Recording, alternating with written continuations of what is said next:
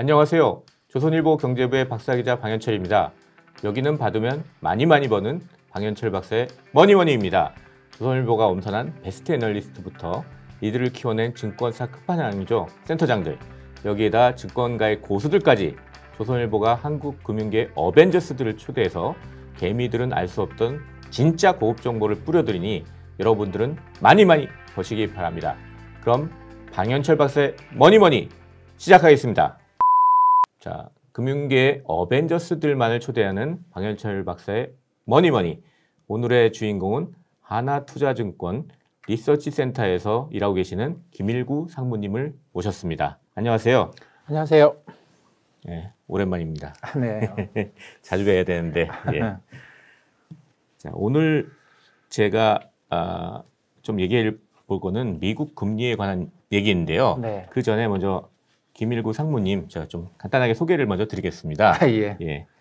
1세대 채권 애널리스트로 30대 초반의 채권 분석에는 누구도 따라오지 못한다. 그래가지고 여의도 채권의 전설이다. 뭐 이런 별명을 갖고 계십니다. 그리고 현재는 하나투자증권이 운영하는 유튜브 채널 스텝스에서 김일구의 전쟁을 방송하고 계시죠. 네. 이 방송은 제가 들으니까 리서치 센터장들이 몰래 숨어서 보고 있다는 방송입니다. 네. 그런 정도로 상당히 영향력이 있으시고요. 네. 오늘 나눌 주제는 이제 미국 금리 어떻게 될까 이런 주제입니다. 아까 말씀드렸듯이 채권 분석 금리에 있어서는 우리나라에서 누구도 따라올 수 없다. 그렇기 때문에 제가 김 상무님을 한번 모셔봤습니다. 어떠세요? 이런 평가가 맞나요? 근데 시장에서 이렇게 막 평가를 하던데? 객관적인 사실은 1세대 채권 애널리스트인 거는 맞습니다. 네. 왜냐하면 우리나라 채권 시장의 역사가 길긴 해요. 굉장히 길긴 하고 사실 우리나라 증권사들이 만들어진 게 다 채권 거래한다고 만들었거든요. 원래는 다 채권 거래를 시작하는 거죠. 네, 예. 그렇긴 하지만 이게 이제 기관 투자자들이 채권 거래를 하고 채권의 시가 평가를 받고 이러는 게 이제 1997년 외환위기 이후에서 그때 그 이전에 저는 어떻게 제가 있던 회사가 그 채권 거래를 하던 회사라서 그때부터 그러니까 채권 시장의 시가 평가를 하고 채권이 본격적으로 거래되고 하던 시대 그때부터 이제 분석을 했죠. 그러니까 원래 채권 그냥 처음 사가지고 끝까지 있으면 이자를 이렇게 따박따박 받고 끝나는 건데 그렇죠. 시가 평가라는 건 수시로 거래를 해야 된다는 얘기잖아요. 근데 네. 그 거래를 사실 증권사들이 하게 된 게 그리 오래된 역사는 아닌 거죠. 그러니까 우리나라에서. 맞습니다. 네. 그 당시에 그랬는데 거래를 하게 되면 그거를 시가 평가를 해야 되고 그러니까 분석을 해야 되는데 그걸 이제 그 처음 시작했던 분들 1세대 중에 이제 대표 주자다 이렇게 이제 말씀드리겠습니다. 예. 이제 그럼 뭐 이렇게 해서 간단히 좀 소개를 마치고요. 예. 그럼 뭐 미국 금리에 대해서 한번 얘기를 해보겠는데요. 미국 금리 뭐부터 시작할까 이제 생각을 해봤는데 일단 최근에 그 미국의 재무장관인 제닛 옐런이 경기가 과열되는 것을 피하기 위해서 금리를 올릴 필요가 있다. 요 얘기한 거부터 좀 시작을 해보면 될 것 같아요. 도대체 장관이 왜 이런 얘기를 했냐? 네. 보통 재무장관은 금리 얘기는 안 하잖아요. 그렇죠. 네. 근데 이제 우리가 금리라고 이야기하면 그거를 너무 좀 딱 그 어떤 뭐 가령 미국 같으면 연방기금리, 한국 같으면 한국은행이 결정하는 기준금리. 네. 이게 굉장히 대표성이 있다고 생각을 해요. 그건 맞습니다. 대표성이 있는데 사실 금리도 여러 종류의 금리가 있는 거죠. 이것도 전부 다 금리라고 묶이기에는 이것도 그냥 연방기금리의 동생뻘쯤 되는 금리다라고 하기에는 너무 다른 경제에도 너무 다른 영향을 미치고 실제로 가격 변화도 다르게 움직이는 그런 금리들이 여러 개가 있어요. 네. 근데 이제 가장 대표적으로 그냥 단기금리, 장기금리 이렇게만 보죠. 보통 그렇게 얘기하죠. 장기냐, 네. 단기냐. 그렇죠. 뭐 또 회사채도 있고 뭐 복잡합니다만 금리에 두 가지가 있다고 보면은 단기금리는 뭐 중앙은행이 사실 굉장히 결정을 한다고 봐야 돼요. 네. 결정을 하고, 근데 장기금리는 중앙은행이 결정하는 게 아니죠. 그러니까 단기금리는 뭐 가령 뭐 미국의 FMC, 연준이 FMC를 열어가지고 연방기금리를 정해버려요. 네. 근데 이거 굉장히 이상하지 않습니까? 자본주의 사회에서 민주주의가 원래 시장에서 결정돼야 되는 거 아니냐 그렇죠. 이렇게 생각할 수 있죠. 네, 금리는 이게 시장에서 정해야 되는 네. 건데 왜 중앙은행이 직접 정하는가? 이것도 이제 굉장히 논란이 많은 역사예요. 그러다 보니까 미국은 사실상 중앙은행이라는 게 미국 독립 이후로 중앙은행을 만들었다가 없었다가 만들었다 없었다 계속 그런 역사가 반복되어 왔습니다. 근데 어쨌든 이 금융시장의 안정을 위하고 이게 그 경제가 안정적으로 돌아가도록 하기 위해서는 정부 중앙은행이 좀 개입을 해야 되겠다. 그래서 이제 단기금리는 중앙은행이 완전히 정해버리는 그런 모양이죠. 거기에 따라서 뭐 움직여봤자 크게 뭐 2년, 3년짜리까지는 크게 움직이지 못합니다. 근데 이 금리는 중앙은행이 독립적으로 결정하게 돼 있어요. 네. 그러니까 정부가 영향력을 행사해서도 안 되고, 특히 미국 같으면 뭐 트럼프 대통령이 뭐 연준한테 금리 올려라 내려라 뭐 내려라는 이야기를 여러 번 했었죠. 그렇긴 했지만 대통령도 간섭하지 않는 것이고, 당연히 그 정부에서 이제 재무장관 이런 사람이 절대 개입해서는 안 되는 영역이라고 되어 있습니다. 근데 지금 장관이 뭔가 금리에 대해서 얘기했잖아요. 옐렌 장관은. 그러니까 이 이야기가 아닌 거죠. 이 단기금리 이야기가 단기금리가 얘기가 아니다. 예. 연방기금리를 올려라 이런 이야기를 한 게 아니다라고 저는 보는 거죠. 예. 그러니까 그것보다는 이제 이게 자본주의 역사에서 굉장히 좀 이것도 논란이 심한 영역인데, 왜냐하면 보수적으로 생각하시는 분들의 경우에는 그래 단기금리는 중앙은행이 정하는 거 벌써 한 100년 이상 된 거니까 어쩔 수 없다고 치고, 장기금리는 개입하지 마라. 이거는 진짜 시장에서 결정하면 되는 거다. 개입하지 마라라고 했는데, 이게 2008년에 금융위 이후로 버냉키 의장 때부터 장기 채권 시장에 직접 중앙은행이 들어가서 채권을 사고 팔고 하면서 장기 금리도 이제 중앙은행이 많은 영향을 미치고 있어요. 그게 양적 완화 정책이었잖아요. QE라고 그렇죠. 불리는. 이게 굉장히 논란이 많은 정책입니다. 지금까지도. 이게 자본주의냐라는 것이죠. 원래는 중앙은행도 그렇게 장기 금리에 영향을 막 직접적으로 미쳐서는 안 되는 거다 이런 거죠. 자본주의 원리는. 그렇죠. 자본주의 가장 기초적인 원리는 시장이 자원 배분을 한다라는 거예요. 시장이 자원 배분하는 건데, 아니야, 그 중앙은행도 기본적으로 시장 참가자, 플레이어는 아니거든요. 그러니까 어떻게 보면 이게 휘슬을 불고 있는 심판과 같은 역할을 하는 건데, 그게 단기금리 들어온 것까지는 뭐 그렇다 치고, 이게 이제 지난 한 10년 전부터는 장기채 시장에 들어와서 여기서는 연방기금리는 그냥 FMC에서 뭐 얼마로 한다, 그거 지키세요, 뭐 이렇게 되면 되는데, 그거 안 지키면 어떻게 돼요? 벌금 무는 건 아니고 그 금리보다 높게 거래하거나 낮게 거래하면 중앙은행이 돈을 풀거나 댕겨들여서 그 금리로 다시 돌아가게 만들어요. 이 장기채 시장에서는 중앙은행이 직접 채권을 사고 팔고 해가지고 금리를 올리거나 내릴 수 있다라는 거죠. 근데 이 대상이 되는 채권이 미국 재무부가 발행한 미국의 국채거든요. 기본적으로.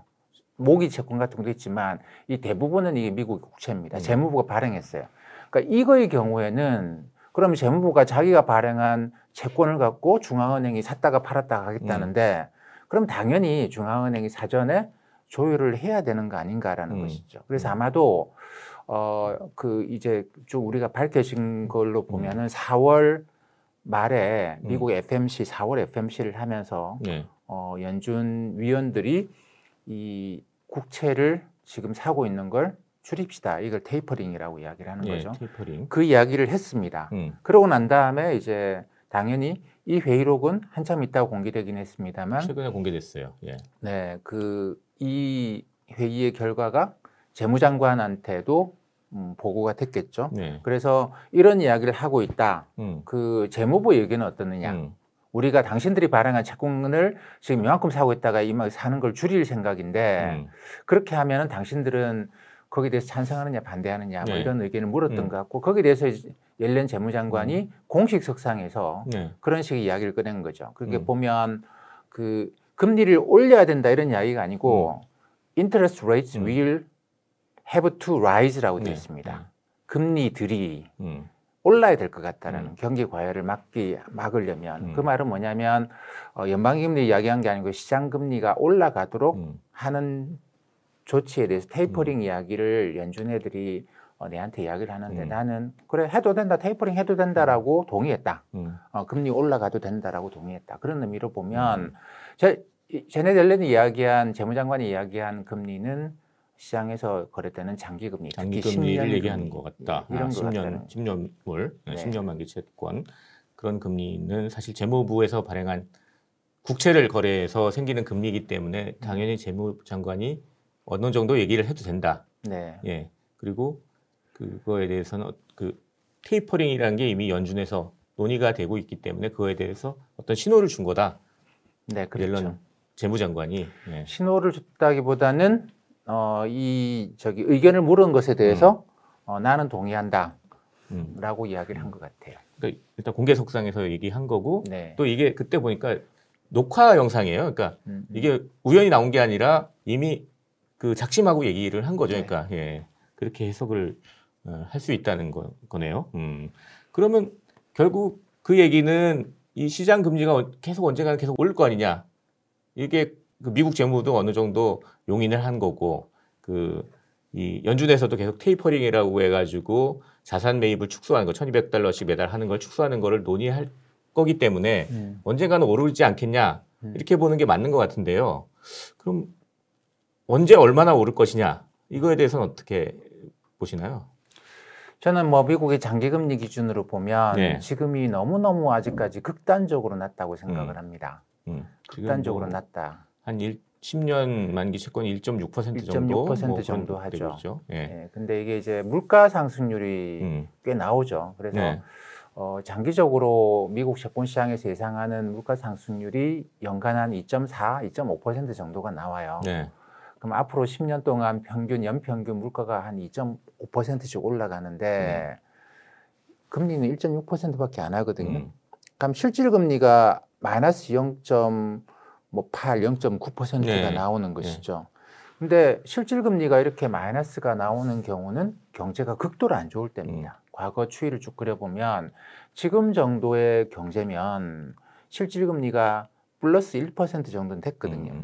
그래서 실질 금리라는 거는 이제 시장에 있는 명목 금리에서 물가를 뺀 거. 물가 기대를 뺀 거죠. 예. 그러니까 이제 하면 마이너스 0.8 정도 지금 나오는데 네. 그게 사실은 말이 안 된다. 말이 안 되는 겁니다. 그런 말씀하시는 거죠. 네. 예. 그러니까 이게 10년짜리 채권 사가지고는 지금 예상하는 인플레이션 기대로 보면 물가 상승률도 못 따라간다라는 거예요. 그럼 이 상태가 계속 되게 되면 문제는 뭐냐면 이게 이 채권 사봤자 물가도 못 따라가네라고 하면 돈들이 이 여기저기 자산 시장에 막 움직여서 특히 부동산 시장으로 가면서 이게 이제 자산 버블을 낳는 위험이 큰 것이죠. 근데 그만큼 특히 이제 최근에 미국 부동산 시장 굉장히 집값에 대한 우려가 되게 커지고 있어요, 미국에서. 네. 그것도 2008년에 걔네들이 버블 터졌을 때 가계 소득 대비해서 집값이 7배였거든요. 네. 7배였는데 지금도 거의 그까지 가버렸어요. 그러니까 5배 있던 게 7배로 급상승하고 버블 터지고 이게 다시 떨어졌다가 안정적으로 조금씩 올라가던 게 이게 작년에 팬데믹 이후로 또 급등을 해서 지금 거의 7배까지 가 있거든요. 지금 소득 대비 지금 미국 집값이 글로벌 금융위기 때처럼 올라가 있다. 네. 예. 그러다 보니까 이게 백악관도 그렇고 재무부도 그렇고 이걸 좀 잡아야 되겠다. 이 상태로 가다가 버블 또 터진다. 이런 걱정을 할 수밖에 없죠. 근데 왜 그렇게 집값이 폭등을 했느냐? 장기 금리가 워낙 낮으니까. 금리 얘기네요. 네. 예. 금리가 너무너무 낮으니까 특히 미국 같은 경우에는 모기지 대출 받는 건 전부 다 장기 고정금리거든요. 네. 우리처럼 변동금리로 대출을 못 해요. 장기 고정금리로 나가는데 장기 고정금리가 확 낮으니까 사람들이 지금 빨리 집 사자. 돈 빌려서 집 사자. 네. 그래서 이게 이제 버블 위험까지 가고 있는데 그러면 어떻게 해야 되느냐? 장기 금리가 올라가도록 해야 되는 거죠. 근데 그런 관점에서 보면 지금 이제 물가에 대한 기대도 우리가 예상하는 물가 상승률도 채권 사봤자 안 되니까 사람들이 부동산 사자 이렇게 하는 거죠. 그러면 최소한 그것만큼 맞춰줘야 되고 지금 같은 경우에 과거에도 그렇게 버블이 안 생기도록 만드는 실질 금리는 1% 정도. 지금처럼 마이너스 0.8이 아니고. 그러면 지금 1.6%가 미국 10년짜리 그 국채 금리인데 여기서 한 2% 포인트는 더 높은 게 정상적인 수준이라는 긴축이 아니고. 그럼 뭐 3.6 정도까지 올려가야지 정상적인 수준이다 지금 미국에서는. 그렇게 돼야지만 버블을 막을 수 있다라는 것이죠. 물론 뭐 단기간에 이렇게 급등을 하게 되면 여기저기서 문제가 심각하게 벌어질 겁니다. 그렇기 때문에 속도는 조절해야 되는데 어쨌든 지금 더 계속 옛날에 작년에 팬데믹 생각하면서 계속 이렇게 더 부양을 해주는 게 아니고 이제 부양의 손을 완전히 떼고 그렇다고 지금 긴축해야 될 때는 아니죠. 미국의 실업률 상황 긴축해야 될 때는 아니고. 아직 고용은 안 좋아요, 미국이. 네, 예. 그렇기 때문에 이게 정상화 시켜야 되는 그런 단계에 와 있는 것이죠. 금리의 정상화. 예. 1.6에서 3.6 그러면 좀 낮아 보이지만 그냥 2배가 넘게 올라가는 거거든요. 사실 엄청나게 올라가는 건데 보면. 그 엄청나게 올라가는 거긴 해요. 네. 근데 이제 엄청나게 떨어졌기 때문에 엄청나게 올라가는 것일 뿐 그게 뭐 그렇게 심각한 거라고 저는 생각은 안 합니다. 그러니까 저는 이런 예를 드는데 예. 경제도 사실 정책하시는 분들이 가장 주목을 하는 개념은 골디락스라는 개념이에요. 골디락스. 너무 뜨겁지도 않고 차갑지도 너무 않고. 차갑지도 않고. 예. 그래서 우리가 이제 태양에서 지구 정도의 거리도 골디락스 존이라고 이야기합니다. 그렇죠. 예. 예. 근데 천문학에서 그렇게 얘기하죠. 네, 예. 이걸 이제 경제로 한번 생각해 보죠. 지구가 경제예요. 얘가 골디락스 존 안에 있으면 참 좋겠어요. 근데 작년에 팬데믹이 와가지고 지구가 화성으로 가버린 거예요. 너무 차가워진 거죠. 예. 그래서 얘를 다시 태양 쪽으로 밀기 위해서 엄청난 부양을 했습니다. 그래서 이제 막 밀었더니 어느 순간부터 그 지구가 조금씩 움직여가지고 이제 화성에서 멀어져가지고 간다고요. 근데 속도를 보니까 이 계속 부양을 했다가는 얘가 골디락스 존에서 멈추는 게 아니고 금성으로 갈 것 같단 말이죠. 예. 그러면 이제 어찌해야 되겠죠? 미는 힘을 빨리빨리 그만 스톱. 그러니까 그동안에 지금 이 지구가 골디락스 존에서 멈추게 하려고 그러면 이게 지금 1.6% 10년짜리 금리가 1.6% 해가지고 금성 간다라는 이 과열 간다라는 투핫하게 된다는 것이죠. 그러니까 그걸 이제 과열로 안 가게 하려고 그러면 이걸 확 빼고 정상화시켜야 된다. 이 손 빼라. 그러니까 금리로 경제를 끌어올리는 힘을 장기금리에서는 빼라. 그러면 제가 볼 때는 이게 3.3% 중반 정도 가게 되면 지구가 금성까지 안 가고 골디락스 존에서 멈추게 되지 않겠느냐는. 그러니까 이거는 긴축이 아니에요. 긴축은 지구가 금성으로 가면 반대로 밀어야 되겠죠. 이거는 이제 전망기금 올려가면서 막 밀어가지고 지구가 가는 힘을 반대로 만드는 건데 지금의 테이퍼링이라고 하는 거는 지구가 가던 힘을 속도를 늦추는 거기 때문에 지구가 일로 가던 걸 일로 밀어버리는 게 아니죠. 그렇기 때문에 이거는 정상화라고 제가 생각을 하는 겁니다. 아주 재밌는 비유입니다. 그러니까 지구가 이제 화성까지 갔다가 다시 이 금성 쪽으로 오고 있는데 이걸 어떻게 너무 뜨겁지 않게 하기 위해서 어떻게 할 것이냐. 이거는 이제 지금 미국이 고민한다는 거잖아요. 그거는 결국 금리를 가지고 조절할 수밖에 없다. 근데 이제 금리 조절을 하는데 바로 뭐 오늘부터 금리 얼마야 이렇게 있는 얘기할 수 없잖아요. 그러니까 그 중에 이제 나오는 게 지금 테이퍼링 얘기가 지금 계속 나오고 있지 않습니까? 자산 매입 축소한다. 이건 언제쯤 어떻게 진행이 될 것 같습니까? 그러니까 지금 미국 부동산 시장이 워낙 뜨거워졌어요. 사실 그리고 거기에 미 연준의 책임이 큽니다.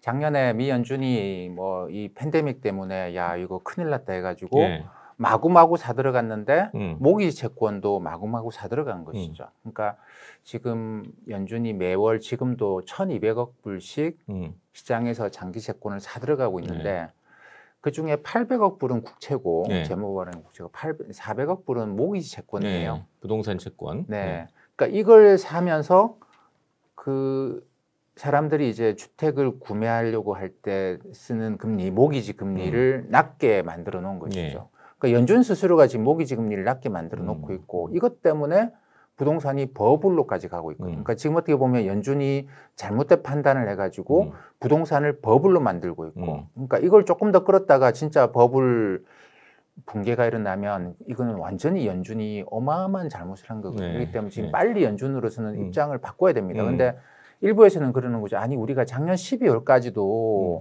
이 진짜 완전 고용 때까지 우리가 1,200불씩 계속 사겠다라는 이야기를 했었거든요. 뭐 시장 공개적으로 지금 얘기를 해놨잖아요, 이렇게. 그래 놓고 지금 6개월도 안 지났는데 벌써 바꾸냐? 이건 신뢰성의 문제다. 이렇게 이제 반대하는 의견들이 지난 4월까지는 다수 의견이었어요. 그러고 난 다음에도 계속 연준의 그 정책 결정에 참여하는 사람들이 한 명씩 나와서 자기 이야기를 막 하는데 반대하는 의견이 상당히 있습니다. 아, 이거는 이 중앙은행 신뢰성 문제다라고 이야기를 하는데 한쪽에서는 그 약속시키려다 지금 망한다. 우리 망한다. 버블 터진다. 빨리 바꾸자. 그러니까 뭐 바꾸는 걸 두려워하지 마라. 이런 식의 이야기를 하고 있고 서로 싸우고 있는데 제가 볼 때는 이게 6월 달에 그래 어쩔 수 없다. 지금 테이퍼링 안 하면 부동산 시장 어떻게 될지 모른다라고 해서 아마 6월 달에 하지 않겠는가. 뭐 6월 달에 이제 못 하더라도 9월 달에는 하지 않겠는가 그런 생각을 합니다. 그렇게 해서 이제 어느 정도 긴축은 아니지만 어느 정도 조절에 나설 것이다. 그래서 자연스럽게 이제 미국의 금리는 올라갈 것이다. 네. 뭐 이렇게 말씀을 하셨는데, 근데 일각에서 과연 그렇게 미국이 그런 금리를 높이는 정책을 할 거냐? 아니다. 왜냐하면 아까도 말씀하셨지만 고용이 이렇게 힘든데 그런 생각을 하는 분도 있잖아요. 예. 근데 이제 저는 그렇게 생각하는 거죠. 단기 금리가 하는 일과 장기 금리가 하는 일이 다른데. 네. 단기 금리는 뭐 연방기금금리 이런 거는 경제 실물 경제에 영향을 미쳐요. 근데 장기 10년짜리 금리는 10년, 20년, 30년짜리 금리는 부동산 빼고 나면 뭐 사실 기업들이 뭐 10년, 30년짜리 채권 발행해서 투자하는 거 아니거든요. 보통 3년에서 5년 정도로 투자 사이클이 돌기 때문에 네. 그 정도 채권을 발행합니다. 그러니까 이건 단기 금리 영역에 속하고 실업률을 낮추기 위해 고용을 촉진시키기 위해서 10년짜리 금리를 낮게 유지한다고 해서 고용이 촉진되지 않아요. 근데 이 장기 금리는 이거는 이제 자산 시장, 주식 시장이나 부동산 시장 이런 자산 시장에 많은 영향을 미친다고 봐야 되겠죠. 그래서 고용을 생각한다. 단기 금리, 연방기 금리 안 올린다는 이야기예요. 근데 자산 버블이 걱정된다. 그러면 이게 아니고 요거 장기 금리를 올리는 그런 정책을 쓴다라는 것이죠. 그래서 이제 경제를 생각해서 제가 볼 때는 지금 연준이 내놓고 있는 거 보면 2023년까지는 금리 안 올리겠다가 지금 대다수 의견이거든요. 네, 그 공언은 그렇게 또 해놨고요, 네. 연준이. 네. 아마도 그렇게 할 것 같아요. 아마도 그렇게 할 것 같고. 그래서 이 경제 지금 실업률이 지금 사실 6.1%가 나오는데 실업률이. 예. 네, 이게 우리 잘 알잖아요. 세상이 계속 바뀌어가고 있고 기술이 바뀌어가면서 고용을 창출하기가 갈수록 어려워지거든요. 카페 같은 경우에도 뭐 로봇가 뭐 주문을 받고 뭐 키오스크에서 사람들이 주문을 하고 이런 것 때문에 고용이 옛날처럼 진짜 3%까지 다시 돌아가는데 얼마나 시간이 걸릴지 몰라요. 굉장히 오랜 시간이 걸릴 겁니다. 그럼 그때까지 실물 경제를 계속 부양을 해주려고 할 거예요. 그렇게 보면 연방기금리 진짜 한 2023년까지는 안 올리겠다. 저도 그렇게 생각을 합니다. 금리 자체는 올리지 않을 거다. 정책 금리는. 네. 하지만 그러니까 이거는 고용 때문에 그런 거죠. 요거는 자산 버블을 막아야 되니까요. 근데 그러다 보면 문제가 한 가지 뭐냐면 소비자 물가, 인플레이션은 사실 요쪽 영역이거든요. 요쪽 영역. 요쪽 영역이 아니고 요 장기금리 올린다고 해가지고 인플레이션이 잡히진 않아요. 근데 여기서는 지금 고용을 계속 창출하기 위해서 금리를 쫙 낮게 가져가면 야 이거 인플레이션도 같이 고용이 증가하면서 인플레이션도 같이 올 건데 이 인플레이션 어떻게 하지? 이거 잡으려고 그러면 이거 올려야 되는데 그러면 고용이 무너질 거고 그래서 이제 사람들이 논란이 있는 것이죠. 제가 볼 때는 그렇습니다. 인플레이션 와도 좋아요. 그냥 연준은 제가 볼 때 지금 그런 상황이에요. 인플레이션 와도 그건 어쩔 수 없고 인플레이션 별로 신경을 안 쓸 거다. 연준은. 예. 그동안 우리가 디플레이션 걱정했지 무슨 인플레이션을 걱정하냐고. 그러니까 이제 인플레이션 이야기를 뭐 사람들이 하면 아 그거 일시적일 거예요. 그 걱정하지 마세요. 그래서 계속 일시적이라고 그렇게 주장하고 있는 거거든요. 연준 인사들이 계속 나와가지고. 네. 예. 나중에 가서 뭐 계속된다고 해서 그때 가서 너희들이 일시적이라고 이야기했다고 뭐 하겠습니까? 그건 사실 미래를 우리가 모르기 때문에 당시의 정치적 판단 가지고 우리가 뭘 할 수는 없는 일이죠. 하여튼 연준은 장기 금리를 오르는 거는 올라가는 거는 그대로 놔둘 가능성이 높고 아니면 이제 테이퍼링 통해 가지고 올리려고 또 노력을 할 것이고 그거에 대해서 옐런 장관은 괜찮다라고 얘기한 거고 이렇게 해서 큰 그림을 그려보면 되겠습니다. 예. 네, 그렇습니다. 그리고 근데 이제 문제는 테이퍼링 했는데도 장기 금리가 안 올라갈 수도 있잖아요. 네. 예전에 뭐 중국이 막 미국 국채 사면서 그럴 경우는 어떻게 될 것 같아요? 테이퍼링이라고 하는 건 지금 사고 있는 걸 규모를 줄이는 거 아닙니까? 그러니까 이제 그래도 장기 금리가 안 올라가면 줄이는 속도를 이제 높여가는 거죠.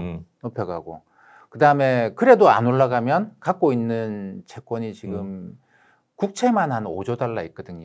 연준이. 네. 근데 미국 재무부가 발행한 국채 전부 다 합쳐보면 단기 1년짜리 미만 빼고 보면은 여기 한 20조 달러가 조금 넘어요. 그러니까 거의 4분의 1을 갖고 4분의 1을 지금 연준이 다 들고 있군요. 네. 그러니까 이거 팔아 제끼기 시작하면 안 올라갈 수가 없겠죠.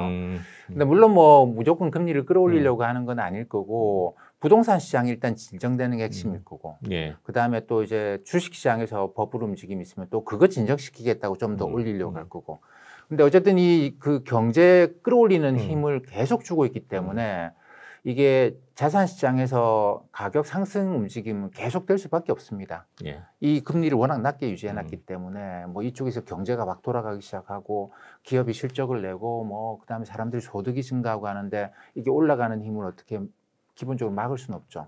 그러니까 그거를 이제 속도 조절을 하기 위해서 장기 금리가 계속 올라가도록 만드는 그런 것이겠죠.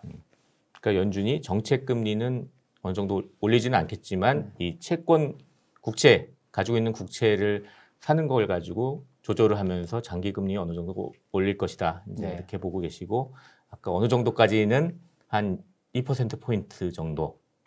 지금 1.6이니까 3.6에서 3.3에서 3.6까지는 오를 것 같다. 3% 중반까지는 3% 중반까지 오를 것으로 이렇게 내다보는 것으로 이렇게 오늘 얘기를 좀 정리를 해보면 되겠습니다. 네. 예. 자, 이렇게 해가지고 방현철 박사의 머니머니 이제 김일구 상무님과 함께 미국 금리 어떻게 될 것인가 함께 얘기해봤습니다. 조선일보 머니 구독자분들에게 마무리 인사 부탁드리겠습니다. 머니머니 많이 사랑해 주시고 많이 보세요. 감사합니다. 네, 지금까지 저는 조선일보 경제부의 박사기자 방현철이었습니다.